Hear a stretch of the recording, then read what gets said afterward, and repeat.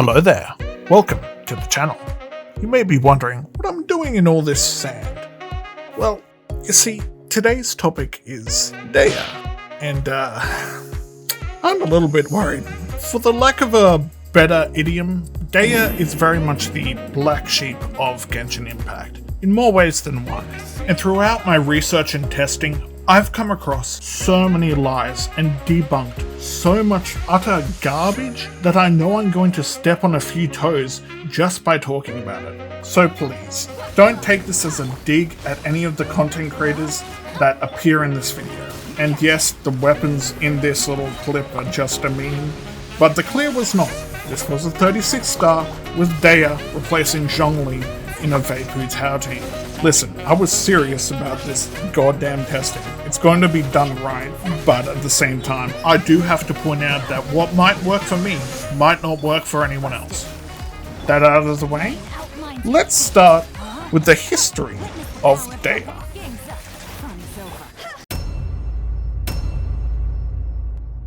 Sumeru released back on August 24th, 2022. As players made their way through the main quest, they came across an unusual character, Dehya, a mercenary with a heart of gold. And although through this entire questline we never got to see her fight, we did get a pretty good grasp on her personality. This all changed in version 3.1, when we finally got to see a glimpse of her in action, albeit without her claymore. Everyone's excitement grew from this one cinematic, as it appeared that we were finally going to get another 5-star DPS Pyro Claymore. It should have been me, not him! Little by little, we learnt more about Dehya in the coming patches, until 3.4. Now, I'm not one to cover this sort of content, but it was pretty damning when rumours spread of this information. Many players at this time, including me, said, "Let them cook. I'm sure it can't be that bad." And then 3.5 and Dehya came out. I'm sure people familiar with internet historians' videos know what this music means. Oh god, here we go. Goodbye money, goodbye damage, goodbye tail, goodbye neck. Bugs, glitches, problems. Bad scaling, bad healing. Old sets can't help her. Use her as a support, she's dead. Wait, Dehya died. No damage, no burgeon in a burgeon team. Comparing her to Xinyan, she's terrible. Misses her first attack. Can't be used in hyper carry. Can't kill a ruin guard. Energy recharge problems. Constellation problems. And so they are pretty important to keep track of. Getting frozen in an ult. Getting bubbled in an ult. Getting attacked by erosion enemies. Flying above erosion enemies. Flying away from enemies. Also, your ult cancels when you jump. Oh, stop the burst! Okay, I missed it. Oh, what the? Wait, why? And can't trigger some effects. Why doesn't it work? It doesn't work. Interruption resistance only lasts 9 seconds, but it's on an 18-second cooldown. Her mitigation is more stagger than reduction. Dory Melee does more damage. Floating Dehya and her artifact set came an entire patch late, just to name a few. It was at this point that the community had given up on Dehya. It was too late. She had become a laughingstock and would forever be benched in everyone's team. You know, after reviewing the release date, I can't help but feel that Dehya was truly an incomplete character at launch. And in many ways, that still remains true to this day. We know this from her late artifact and the ridiculous amount of bugs she released with. It's also important to note that during this entire time, another game was looming on the horizon. But hey, I'm not here to make excuses, though I will point out that a petition and entire hashtag was created just to try and help save Dehya. The hashtag #FixDehya. Of course it went nowhere, and to this day we are still waiting on any sort of communication around her, or artifact resets as well, so you know. However, none of this is the point of this video, because we have to get into Dehya, the character, the kit, the personality, and, most importantly, the role. Let's take a look under the hood for a bit. Genshin Impact separates characters into different roles within a 4-character party, and a player will swap between them. These roles are main DPS, sub DPS, and support, and each role is defined by certain traits.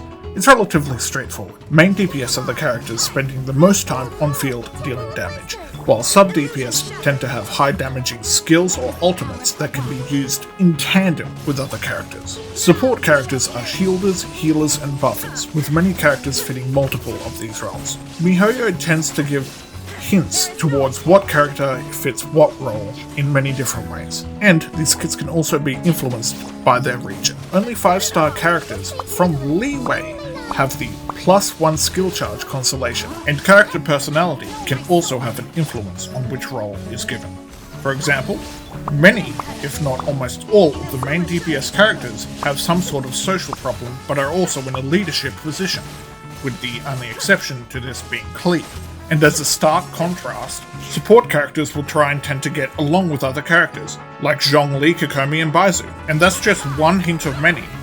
Another is how signature weapons will either include or not include a certain piece of text, the "can be activated off-field" text. If a signature weapon has this piece of text, that is a direct indication that this character is not a main DPS at C0. Essentially meaning every single 5-star main DPS character does not have this piece of text saying this effect can trigger off-field in their signature weapon. Support sets also work the same way, except a lot of these support sets are extremely, and I mean extremely, overrated. 20% attack does not mean 20% more damage, and 20% more attack if a character has 2000 attack does not equal 400 extra attack.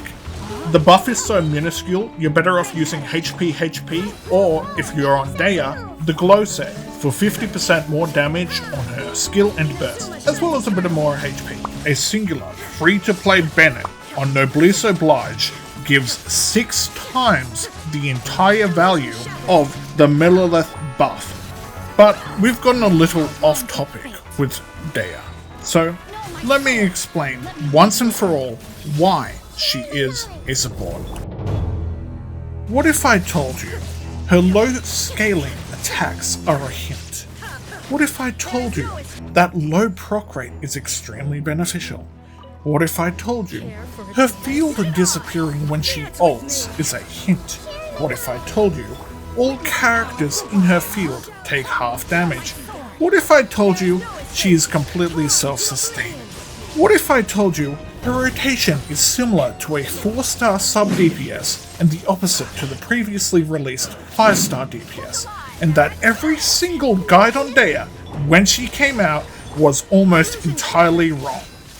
Would you believe it? In the end, this is a game where you choose how to play. These are the facts around Dehya. The amount mitigated is based off HP. Her self-healing is based off HP. Her weapon gives her more HP. Her set gives her more HP. Her HP to damage scaling at no constellations is better than Zhongli's. Her constellations give her both HP and better HP scaling. Dehya can enable Dendro. The best shielders cannot. Dehya is Pyro, so she gives the best resonance. Dehya has a full rotation in support. Swapping to use ult means no field downtime. The best free characters in the game, Bennett and Zhongli, have the best free-to-play weapons and the perfect synergy with Dehya in energy and resonance. Bennett and Dehya alone give 7 times the benefit of 1 Millilith set, and Zhongli's resistance shred is extremely overrated. Dehya's ult costs 70 energy and an 18-second cooldown, the exact same as Alhaitham, and yet working around this with artifacts, weapons, or completely free characters is a problem for Dehya, not Alhaitham. Toma forces a burgeon playstyle. Dehya's low proc rate allows for far better reactions. Content creators complain about Dehya. They also complain about the crutches like shielders and healers wanting a better character to bridge this gap. Dehya's kit serves this purpose. And despite everything, every hypocritical issue, every kit misconception, I cannot recommend Dehya for 3 reasons. First, Field up and down time at C0 is worse than every single 4-star shielder with no constellations themselves. Second, her costly 70 energy ult with very, very low particle generation through her skills. And third, both shielders and healers don't run into any of the problems, and not everyone knows how powerful damage mitigation can be. Honestly, if her ult only cost 50 energy and healed the team with every punch, well, we can only speculate. Now, that said and done, I'll leave you with something I should have finished a few weeks ago. Oh yeah, one more thing.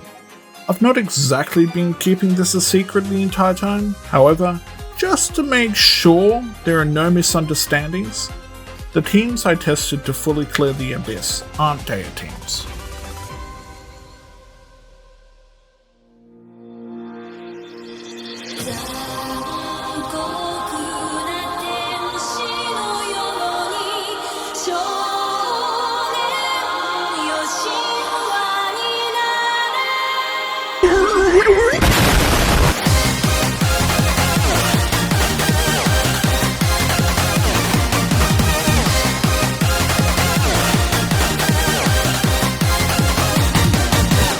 Three-star unit.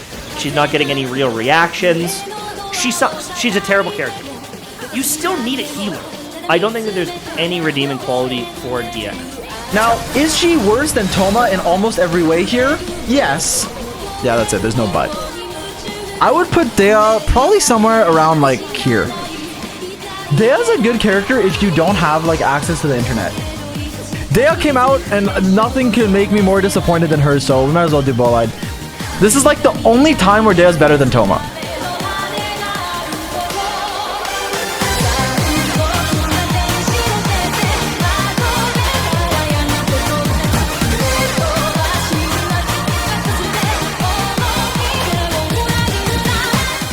Okay, I'm gonna say it. If Dehya was a good unit, I would like Burgeon with him a lot. You triggered my trap card!